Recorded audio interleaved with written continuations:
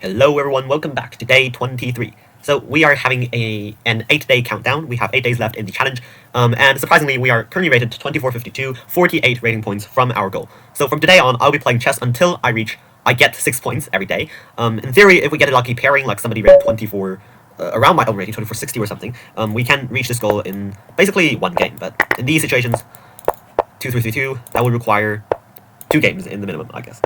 Let's not say that we might lose, considering how my brain tends to suddenly drop dead at strange moments. Okay, so this is a fiery attack right at the beginning of the game. A4. And now this is a critical moment of deciding how to move my bishop out of play. This is a key moment in this line.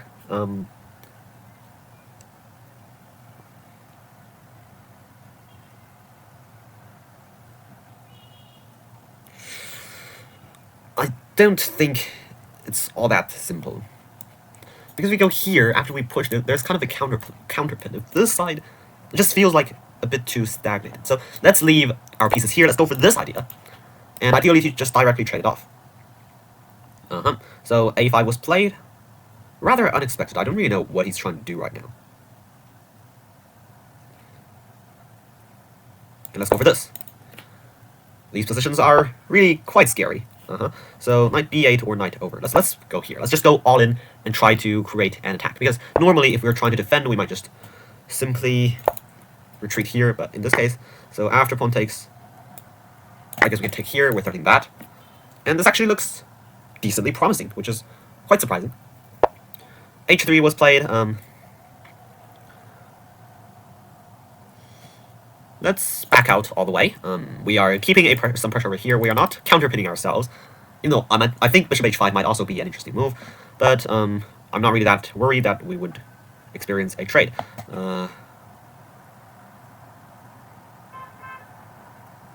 Let's just trade. Ooh, now that's strange. What is that? So let's first give a check and then take back. I literally don't understand why he played this move. That is very strange. Huh. What did he miss? Okay, so he's still trying to play on. I'm not really scared here, because after something like this, even though we can't take yet, we can just simply move out of the way. We're the only side with a dark squared bishop, so this is never going to really scare me. I guess there is still this threat. Let's go king a7. Continue with the king run, you know. And of course, we can always defend. There's no real worry. We can also cook up our very own attack. So let's just play here. And we take. He jumped in. I guess it's okay to just take. My pieces are slightly loose, but I doubt that there's actually something wrong with it. We are threatening this right now. So what will he play here?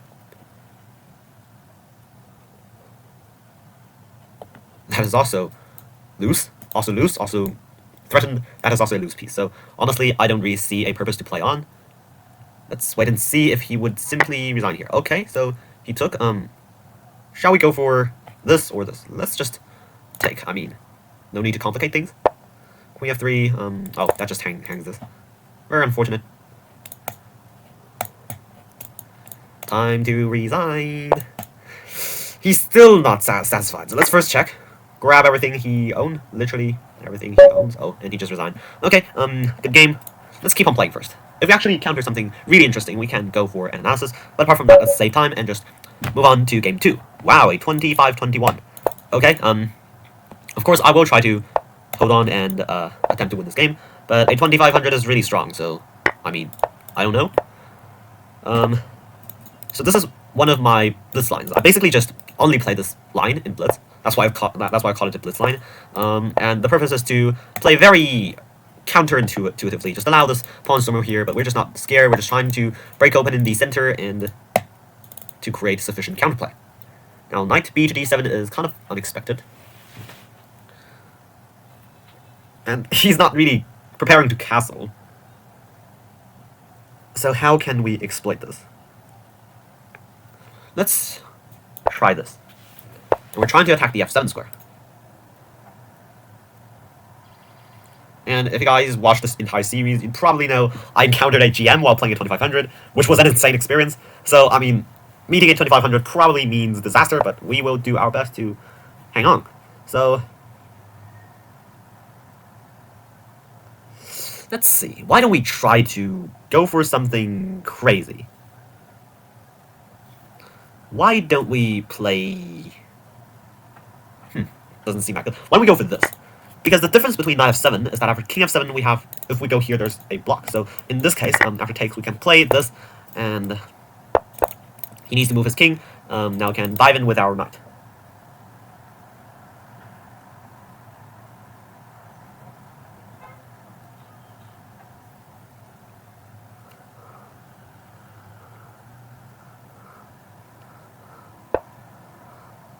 So he's trying to trade. Of course, we shall not go for that. Oh, wait, I just realized I probably could have played this here. I mean, takes and then that.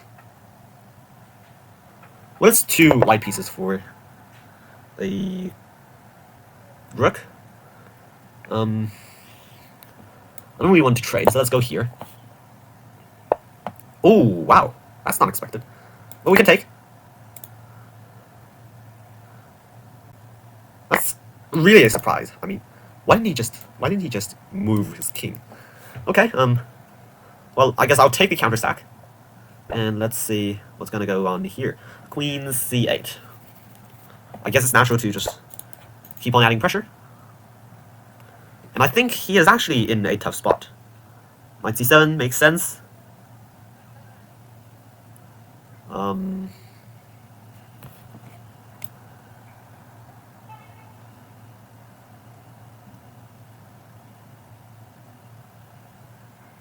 Let's go for takes and then here.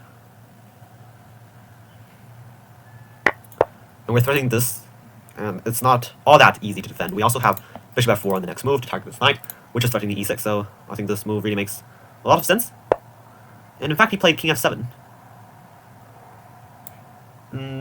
Shall we go for the trade, though? I don't really think so. Let's utilize our advantage of the safer king in the middle game. Because I doubt that I can actually beat him in an endgame. Like, after all, he is up 1 pawn, and which I sacrificed on c4, of course. And if he tries to... If I try to just gain it back simply, it's going to mean trouble because it's just 1 pawn, we're just equal again. So after takes, how shall we continue with the attack? Let's play bishop f3 first. Threaten this. Poke more holes in the position.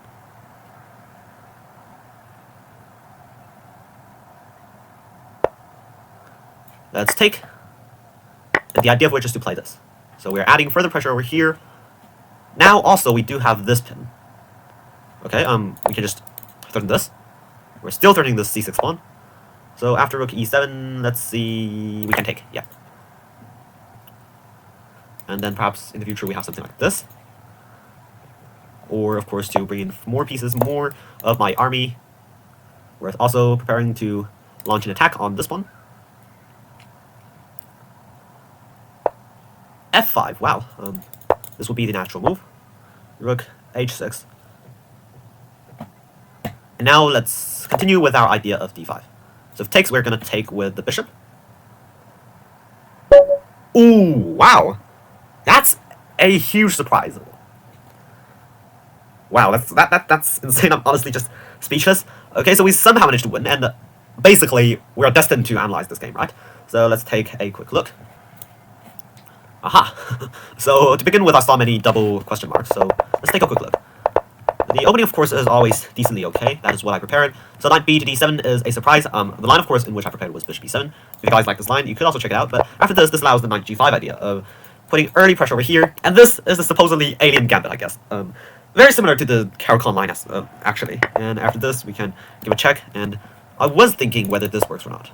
Apparently after this, he is slightly better. So luckily we didn't actually see this during that move, but queen h4 apparently is a blunder. And here I'm supposed to play this, and for some reason this is better. This is better compared to this position. I guess it's just luring the queen over and allowing an extra tempo over here. I don't really understand, this is pretty advanced chess already, but knight 7f6 was really insane. I was thinking just like something like this, then I might just need to... I can't even play this yet. We might take. Trade trade these things off on the side and then just play a normal game. Like, he's just having a king standing in the center. Perhaps I might have counterplay in the future, but I doubt that I can win this game. However, after this, I really felt some hopes, because the reason is he's just up a pawn, and this is the Catalan pawn in which I basically sacrifice every game. So in this position, if this reads +1, that means +0 to me. That means, in a way, we have same material, and his king is simply much weaker than mine. Now here, knight c5 creates a tempo, queen c8, rook e1, we are attacking this. Every move is a tempo. Now knight c7, apparently I should have gone for bishop h3, add extra pressure, and yeah, there's no way to defend, but I just thought we can go for this, and then this. Something simple, but when he played king f7, I suddenly realized if we take, and after that, this is actually equal, because same material. The only slight advantage, I guess, was my better pieces, my bishop pair, and we also have some pressure on the e6 pawn, or somewhere like that, but this would be very difficult to play. So we went for bishop f4 rather than taking this free pawn on c6, and after bishop f4, rook e8 to defend, 8x b5, 8x b5, and the entire purpose of the following move, this is just an extra threat over here, poke more holes, the entire idea of the following sequence is to plant all of my pieces on the 6th file, prepared to attack e6, and we're just having full-on pressure. Now, f5 is further weakening his position.